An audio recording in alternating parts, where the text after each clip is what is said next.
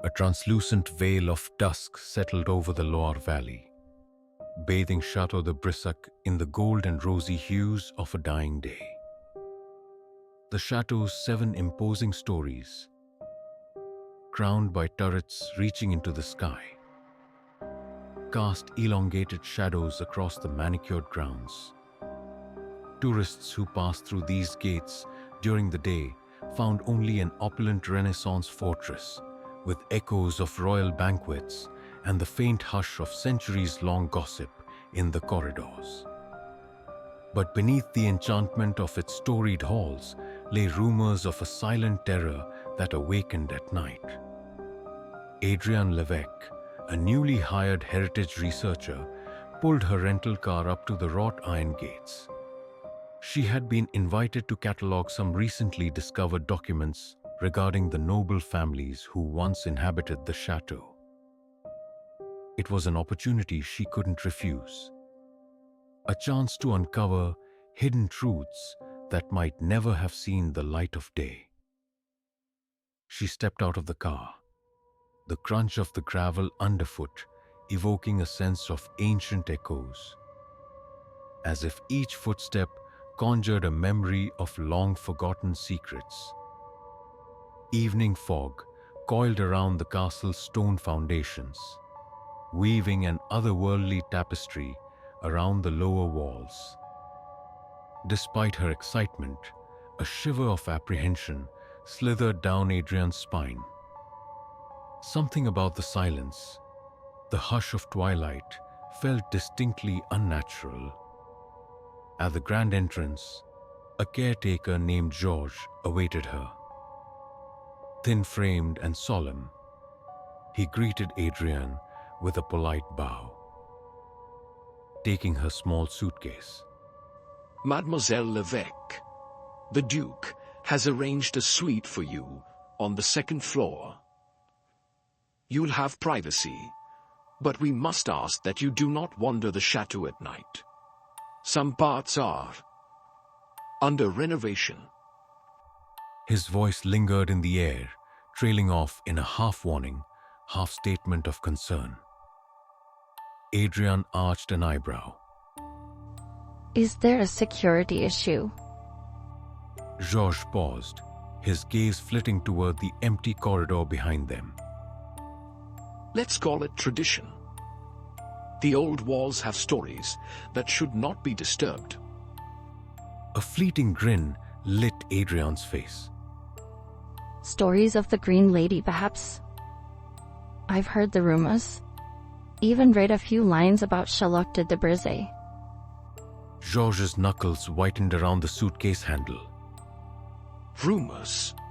He whispered, cutting the conversation short. You have a long evening ahead of you, mademoiselle. Let me show you to your room. They climbed the wide stone staircase that twisted upward. Gothic arches and tapestries depicting hunting scenes served as silent witnesses to the centuries of footsteps that had trodden these steps. Her heart pounded with curiosity, heightened by Georges' uneasy demeanor. At the 2nd floor landing, he showed her into a modest yet elegant suite. The high windows overlooked the moonlit courtyard. Crimson drapes framed a small writing desk and a 4-poster bed with velvety covers, reminiscent of the chateau's Baroque past. Candles flickered in antique sconces, reflecting their golden glow in a large mirror above an ornate fireplace. Once alone, Adrienne set her papers on the desk, unzipped her luggage, and withdrew her notes. The moment she spread them out, a low gust of wind rattled the window panes. She approached the glass, glancing over the courtyard below. In the swirling mist, she imagined, though she couldn't be sure, a woman's figure in emerald robes gliding along the cobblestones. When she blinked, the vision was gone. She shook off the goosebumps tingling along her arms and returned to her desk. Though she was supposed to rest, her mind buzzed with excited curiosity. She decided to begin reviewing the newly discovered family documents. A half hour passed, maybe more, her eyes soaking up every detail of the genealogical charts and personal letters. Some old parchment mentioned la Dame Verte, rumored to be Charlotte de Brézé, who had been murdered in a fit of jealous rage centuries ago. The text grew faint, turning to partial scribbles in archaic French. She tried deciphering what looked like an eyewitness account. Her screams echoed in the marble halls. A green dress stained dark by candlelight.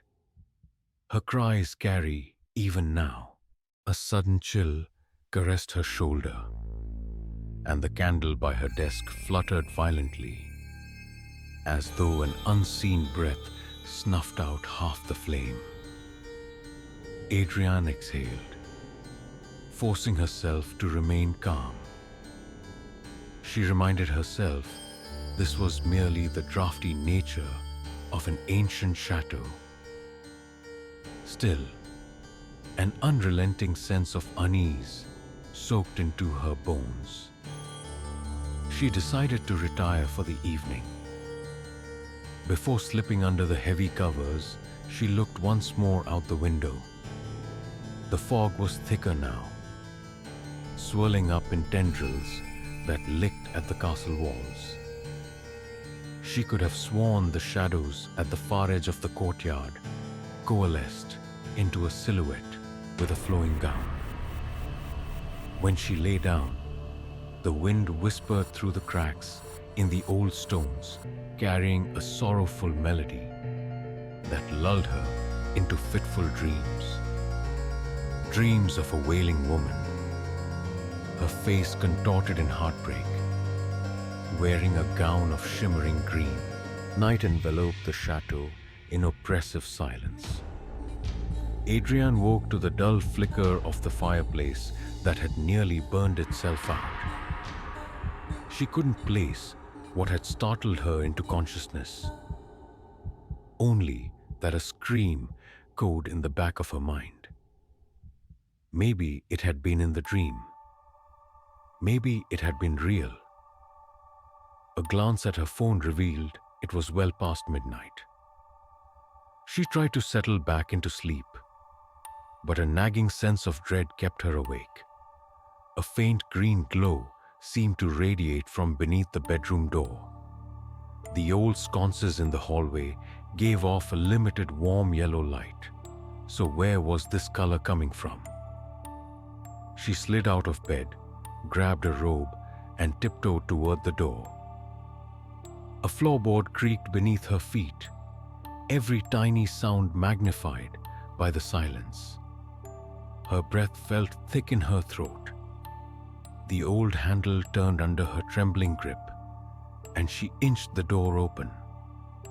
The corridor stretched out to either side, a yawning emptiness faintly illuminated by the moon through tall windows. The green glow had vanished. Maybe she had imagined it. Still, her heart beat so strongly she was sure the sound could be heard echoing down the hall. A distant noise, a sob, or a low moan drifted through the air. She stepped into the hallway, letting her eyes adjust to the dimness.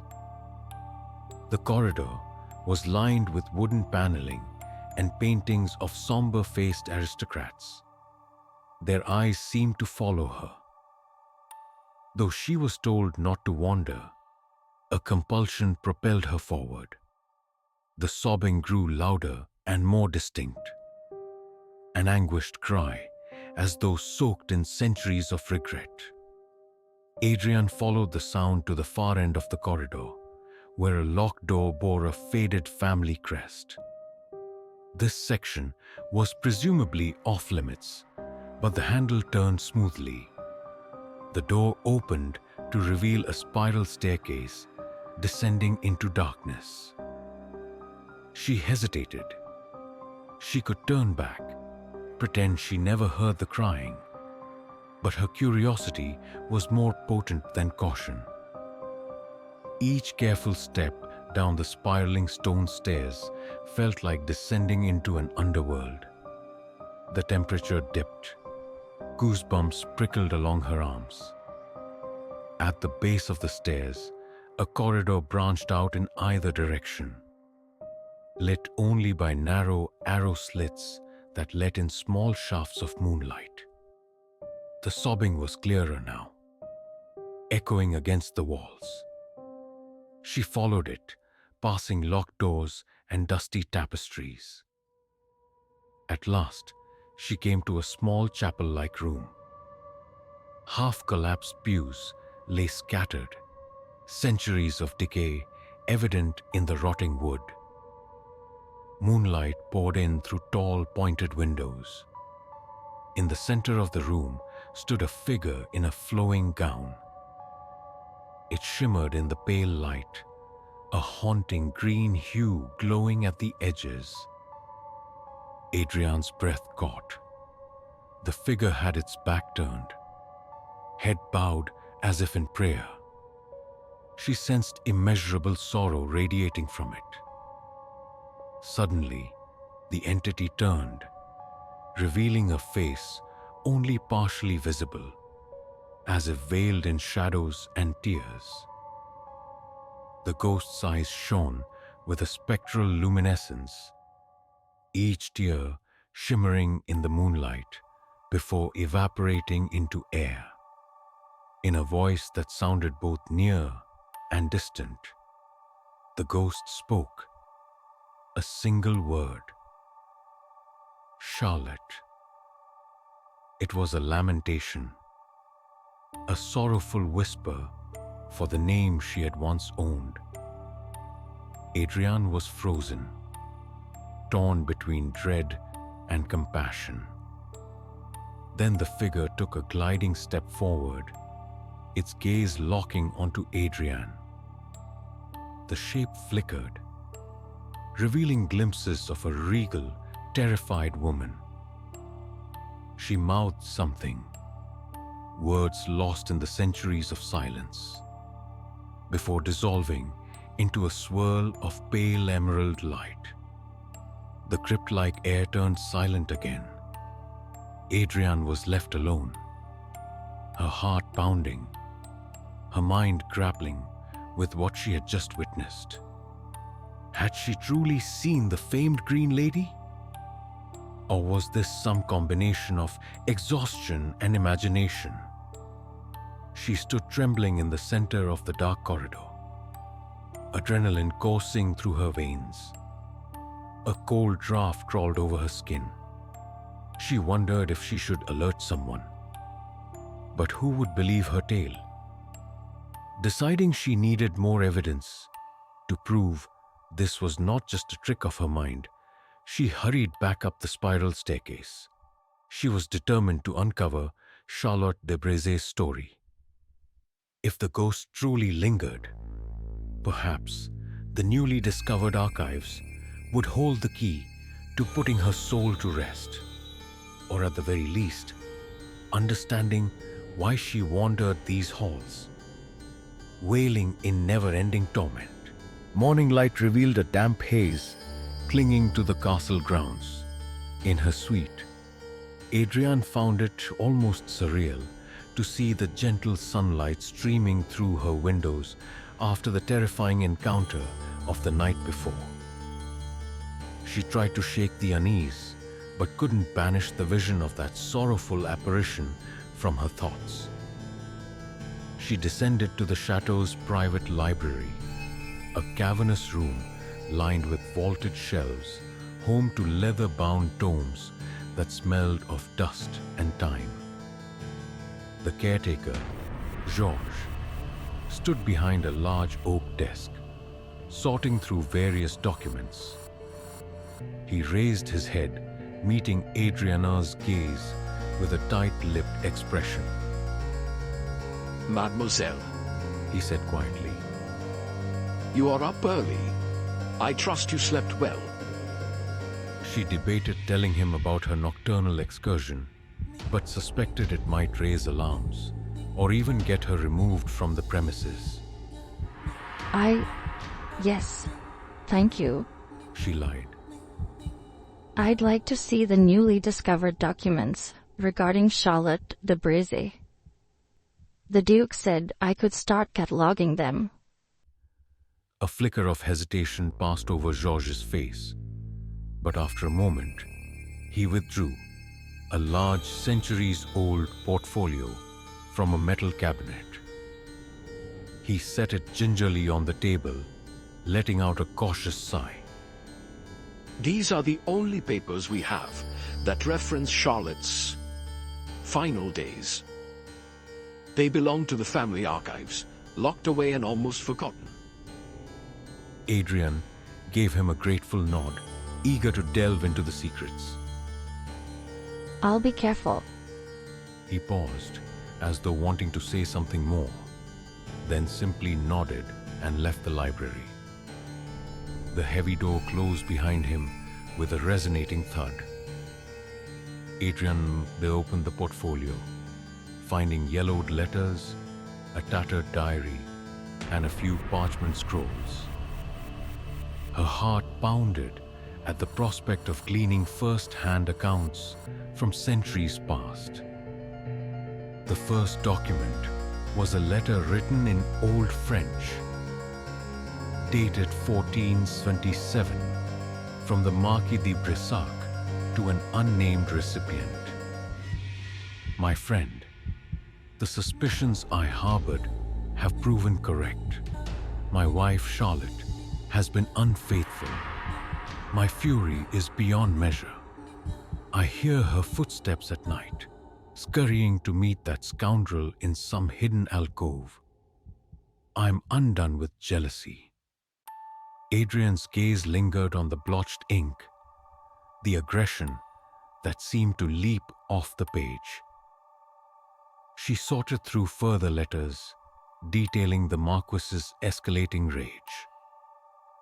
One letter mentioned a violent confrontation in a hidden tower room. Another cited Charlotte's pleas for forgiveness. Then came a journal entry, presumably penned by a castle servant, describing a fateful night. They fought bitterly in the high tower. A scream cut through the air. Then silence. When dawn came, neither of them emerged. But we found only one body. The lady. The servants say the floor was stained with dark splashes. I dare not recount the details. A shudder coursed down Adrian's spine. Charlotte's murder was described in grim detail. The castle staff had discovered her body in a pool of blood, the green silk of her gown torn and soaked in red. Another paper revealed that in the days after the incident, the Marquis frantically tried to hide the crime. Rumors spread of him paying off servants, forging documents, and insisting the official story be a mere tragic accident. Adrian felt an overwhelming sadness for Charlotte's fate. A tale of jealousy, secrecy, and lethal passion. She wondered if Charlotte's restless spirit continued to roam the corridors, because she was never granted justice in life. As she leafed through the final document, a clipped piece of parchment with no clear author, she found a cryptic note. In the walls, behind the tapestry of swirling vines in the northern corridor, lies the hidden chamber. That is where the truth sleeps, and the spirit weeps. Adrian looked up from the text. scanning the library's hushed corners. She had found a clue. A hidden chamber behind a tapestry in the north wing. If the rumors were true, that chamber might hold more than just old furniture. It might be the stage upon which Charlotte met her tragic end, or a place that could reveal the method to calm her wandering soul. Night crept in again like a hunter. Determined to unravel the castle's mystery, Adrian ventured to the northern corridor. The caretaker's warning still echoed. Don't wander the chateau at night.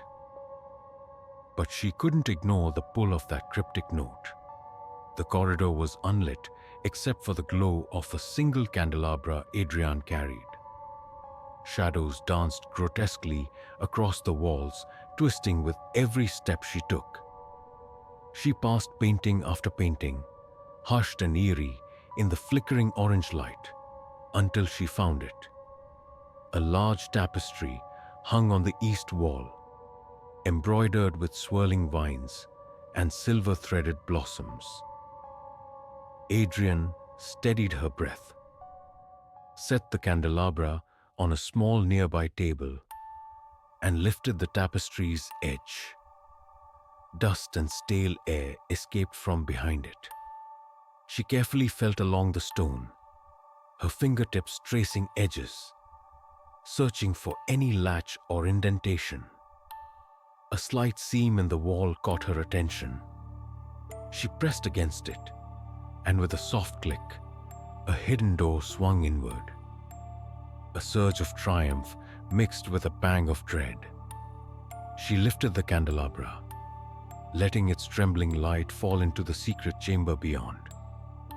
The space was cramped and musty, the scent of centuries clinging to old stone. She could barely stand upright without brushing cobwebs off the low ceiling. Shelves lined the walls, filled with tarnished candlesticks, rotting wooden boxes, and moth-eaten linens. At the far side was a heavy oak trunk with ornate metal clasps. Adrian approached, heart thudding in her chest. She tugged at the clasps, and they gave way with a protesting squeak. Inside lay a disarray of items: a rusted dagger with a bejeweled hilt, scraps of fabric, letters sealed with broken wax stamps, and a folded length of tattered green silk stained dark in places. She pulled the silk from the trunk. Even under the weak candlelight, the stains looked ominously like old blood. A rush of cold air whirled around her, and the candelabra's flame sputtered as if threatened by a sudden gust. She realized, with dawning horror, that this was likely the dress, Charlotte's dress. An artifact of betrayal, murder, and heartbreak, hidden away to conceal the truth of her violent end. At that moment, a moan, deep and mournful, echoed off the walls. Adrian spun around, the candelabra nearly falling from her hand. Standing in the entryway was the same spectral figure, the Green Lady, her eyes hollow, her gown shimmering even more vividly now, as though resonating with the physical piece of fabric in Adrian's hands. Their gazes locked, and the air thickened with sorrow. Adrian's eyes brimmed with tears she couldn't explain. She felt the ghost's pain like a wave crashing over her, an anguish that spanned centuries. Charlotte's translucent hand slowly reached out, yearning for the torn silk dress, perhaps seeking closure or comfort. Summoning her courage, Adrian extended the dress toward the apparition. The spectral figure's trembling fingers hovered just above the cloth, as though trying to grasp what had once been her earthly possession. A strangled sob tore from the ghost's lips, and her image flickered. Suddenly, footsteps thundered in the corridor behind the tapestry. Georges burst through, candlelight revealing his alarmed expression. Mademoiselle Levesque, He shouted, stumbling upon the door. He stopped cold at the sight of the apparition. With that disruption, the vision of the Green Lady shattered, dissolving into a swirl of emerald mist.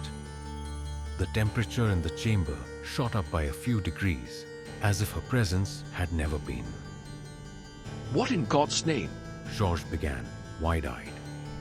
Then he caught sight of the blood-stained dress. A look of profound sorrow filled his eyes. You found it. He whispered. Adrienne nodded, tears still trailing down her cheeks. She was here. She wanted something. I could feel her suffering. Georges stared at the tattered silk. We've heard rumors of a hidden chamber, but no one wanted to disturb all ghosts. Too many secrets. The Duke suspected there was more to Charlotte's story than the official records claim. She let out a shaky breath, setting the dress gently back in the trunk. I think she's trapped, unable to move on. We have to find a way to free her spirit. His silence confirmed her suspicions. Together, they left the hidden chamber and replaced the tapestry, each step echoing with the weight of what they had witnessed. In that chamber had been a tangible piece of history, tainted by violence and sorrow. If Charlotte's spirit was indeed bound to the chateau by the cruelty she endured, then it fell on Adrienne, and perhaps Josh, too, to piece together the puzzle and offer her some form of release. The next evening arrived with an unsettling hush over the chateau. Even the tourists who ventured through on twilight tours seemed subdued, as though the walls themselves whispered cautions of what lurked within. Georges sought out Adrienne in the library, his eyes flicking toward the doors to make sure they were alone. I've spoken with the Duke. He began quietly. He's concerned. Our staff. They've reported more strange sightings. Some have heard screams at odd hours. Adrienne nodded, anxiety gripping her. Ever since I found the dress, it seems her presence has grown stronger. She rubbed her temple. I can't help thinking Charlotte's spirit is restless. Maybe uncovering the truth triggers her anguish. Georges inhaled sharply. There's an old legend. It speaks of a requiem rite, once performed by the castle's clergy, for those who died under violent circumstances. If properly done, it was said to guide tormented souls to rest. Perhaps it could help Charlotte. Adrienne's eyes lit with cautious hope. Do we have instructions for this rite? He shook his head. The Duke's grandmother once mentioned it in passing, but no one's practiced it in living memory. We have only fragments of the text. He hesitated, frowning. Performing such a ceremony might be dangerous. If we fail, or if we provoke the spirit. She swallowed hard, a knot forming in her throat. It could make things worse. But ignoring it is not an option. More people might be hurt, and Charlotte will never find peace. That night, the chateau felt alive with anticipation. Adrienne locked herself in her suite, scanning every archaic text she could find. searching for any mention of the rumored requiem rite. As midnight approached, a distant scream tore through the corridors. She bolted upright, heart hammering. Another scream followed, agonized and faintly echoing. Adrian flung open her door, stepping into a hallway flooded by cold moonlight. A swirl of shadows shaped itself at the far end, the unmistakable outline of the Green Lady. Candle in hand, Adrian approached. Charlotte. She whispered, not sure if the spirit could hear her. The ghost's features flickered into visibility.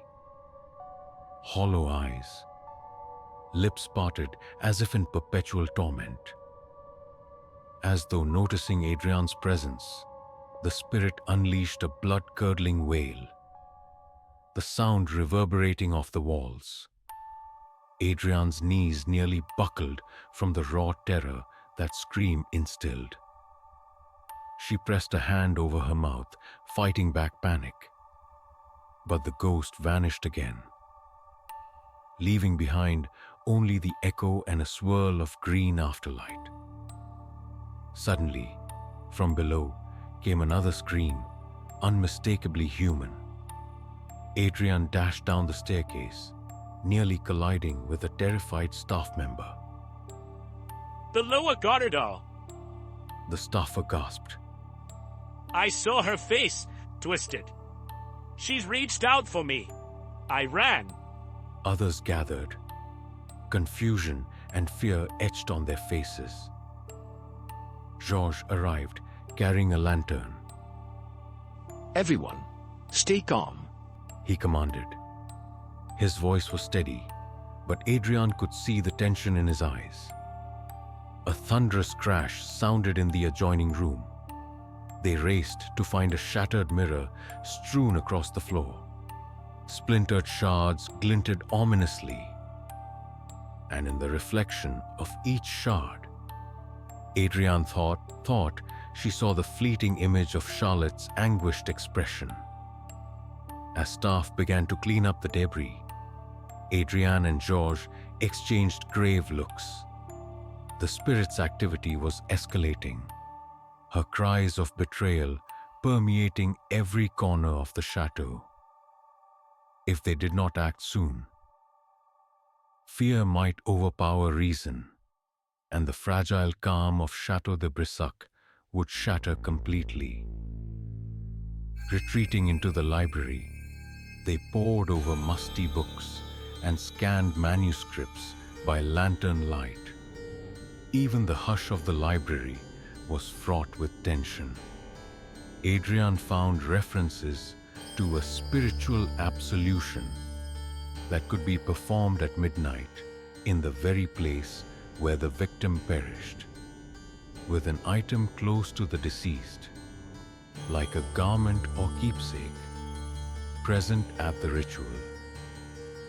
The final line was chilling. Only by exposing the cruel truth and naming the crime can the wandering soul find release. Adrian's gaze flicked to Georges. We have to do this in the hidden chamber, where Charlotte likely breathed her last. We must bring her dress. Georges hesitated, eyes widening. but that's the seat of her pain. What if she lashes out? The risk? She looked down at the text, trembling. The risk is high. But if we do nothing, she'll keep suffering. And possibly hurt others. Even if unintentionally. Determined, they gathered what they needed. A Latin prayer excerpt, the tattered gown, and their courage. Once the staff was calmed, Adrian and Georges prepared themselves for the midnight confrontation, uncertain if the rite would bring solace or unleash greater horrors. Midnight draped the chateau in a dark hush. Torrential rain pounded the windows. as if nature herself wept alongside Charlotte's restless spirit. Adrian and Georges stood before the tapestry in the north corridor, each clutching items essential for the rite. Georges carried a small reliquary from the chateau's chapel, while Adrian gripped the stained green dress. They exchanged a final glance of steely resolve. With trembling hands, they lifted the tapestry and opened the secret door. The space beyond was pitch black. They descended slowly, each heartbeat thundering in their ears. The hidden chamber felt heavier than before. Each corner was cloaked in shadows. The single candle lantern provided only a dim circle of light that seemed to shrink as they entered, as though darkness itself was closing in. Adrian carefully placed the green gown on a wooden table in the center of the room. Georges set the reliquary beside it. He began reciting the Latin lines from the ancient text, voice quivering with each syllable. Adrian joined him, alternating lines.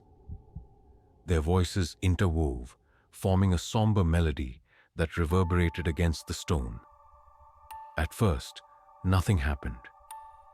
Then, a sudden chill swept through the chamber, causing the candle flame to dance erratically. A soft moan drifted from the walls. Faint green light shimmered at the edges of their vision. Adrian lifted the dress, holding it out.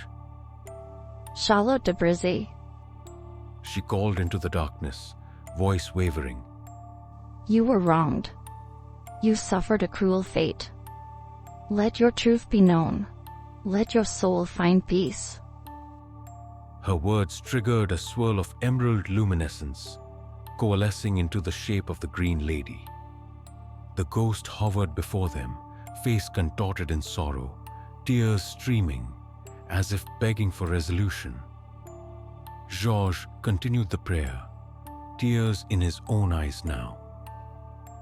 Suddenly, a deeper shadow manifested in the corner, a phantom shape resembling a man's silhouette, tall and imposing. As it approached, the temperature plummeted, and the shadows seemed to warp around it. A malignant energy filled the room, igniting primal fear in Adriane's heart. She guessed this was the spirit of the jealous husband, or at least the darkness he had left behind. Charlotte's ghost recoiled from the spectre, her translucent hands raising in defense. The silhouette advanced as though to dominate her once more, replaying the tragedy of centuries past. Adrian felt an instinctive urge to protect the Green Lady. No. She shouted, stepping between them, the gown pressed to her chest. You will not harm her again. She picked up the dagger from the trunk, the old jeweled hilt gleaming under the flickering lantern light.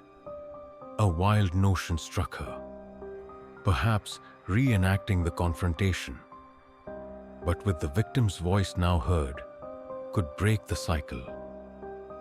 Charlotte was innocent of your rage. Adrian cried, brandishing the dagger. You were cruel. Her life ended in terror. Tonight, we name the crime murder. Her accusatory words echoed. The shadowy figure recoiled as if struck. Charlotte's ghost let out a sorrowful wail, shimmering with new intensity. Georges raised the reliquary, chanting with renewed vigor, the Latin words of absolution resonating in the chamber. The shadow twisted, letting out a harsh, voiceless scream that rattled every bone in Adrian's body. It threatened to envelop them in darkness, but a burst of green luminescence flared from Charlotte's ghost, forming a barrier of ethereal light. Caught in a battle of spectral forces, the two ghosts clashed, one seeking continued domination, the other yearning for liberation. Adrian and Georges joined their voices in fervent prayer, the words forging a spiritual chain. The malignant form shrank, contorting in on itself, as if forced to face the weight of its crime. At last, Charlotte's ghost raised her face, eyes brimming with a luminous sorrow. Her lips parted in a silent cry, releasing an echo of centuries of pain. The dark figure dissolved, leaving only a faint black residue that dissipated into the corners of the chamber. Charlotte turned to Adrian, tears of gratitude shining in her spectral eyes. She slowly reached out, fingertips hovering over the blood-stained gown. A final trembling sigh passed her lips. Then, in a rush of gentle green light, she began to fade.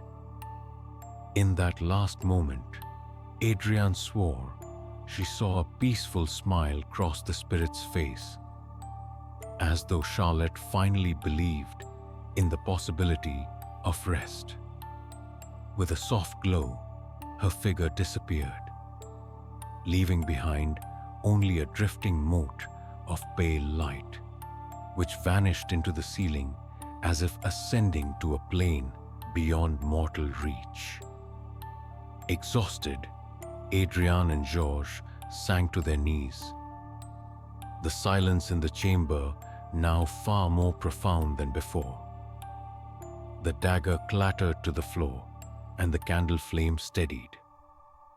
They remained there for several moments, stunned by the intensity of what they had witnessed. Finally, Georges spoke, voice hushed. It might be over. I don't sense anything malevolent anymore.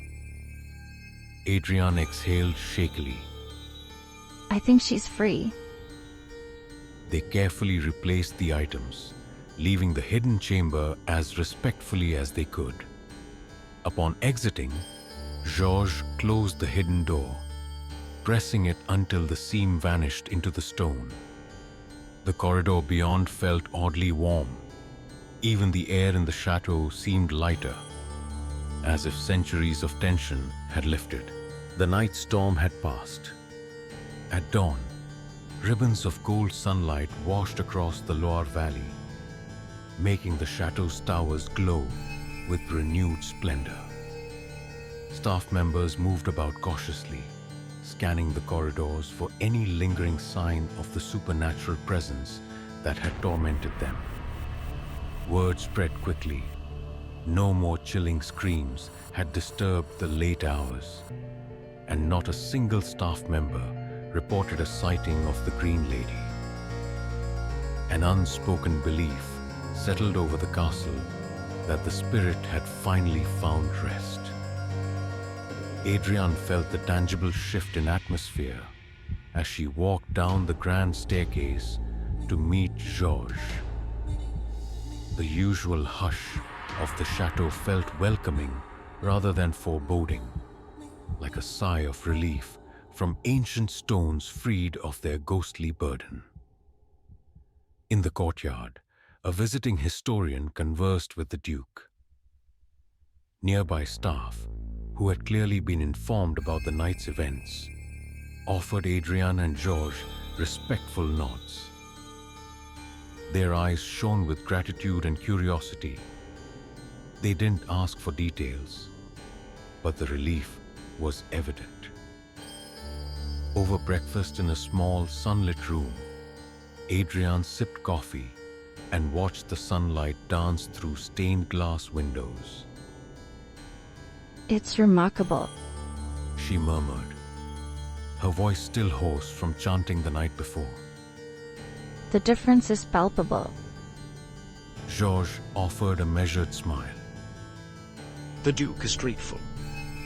The chateau has long lived under the whisper of Charlotte's haunting. Perhaps now, her name can be spoken with sadness, but not fear. We can honor her memory properly. She thought of the trunk in the hidden chamber, the stained silk gown, and the darkness that had once loomed over Charlotte's final moments. What do we do with her belongings? The dress, the dagger. Maybe they belong in a museum or a chapel. Georges nodded thoughtfully. The Duke and I will decide what's most respectful. Perhaps we'll preserve them in the castle's historical exhibit, with a truthful account of Charlotte's fate.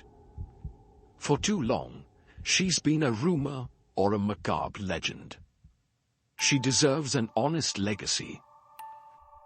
Adrienne's gaze shifted to the courtyard, where the same spot she'd once mistaken for the Green Lady's figure now lay awash in morning light. Yes, she does. They finished breakfast, a serene silence settling between them. Despite her exhaustion, a part of Adrienne felt renewed. Her research had not only uncovered a tragic piece of history, but had also helped an unseen soul find some semblance of peace. Weeks passed, bringing fresh visitors and historians to Château de Brissac. News trickled out about the newly uncovered documents, fueling a surge of public interest in Charlotte de Brézé's true story.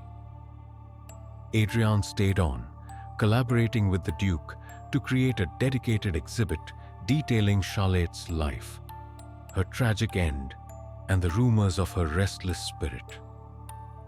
In the chapel, the staff placed a small plaque commemorating Charlotte.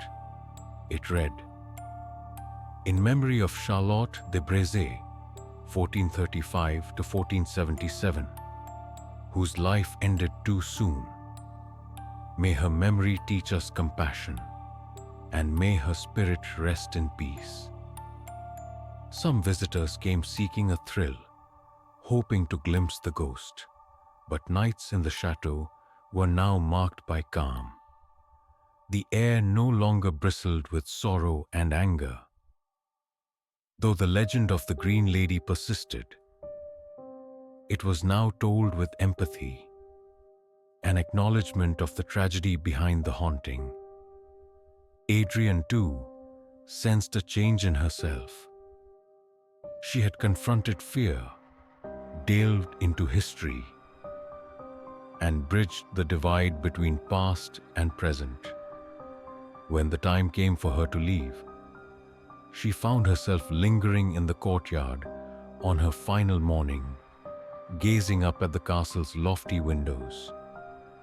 The walls that had once intimidated her with their silent secrets now seemed almost protective, as though the chateau was grateful for the closure it had finally received. Georges approached, hands clasped behind his back.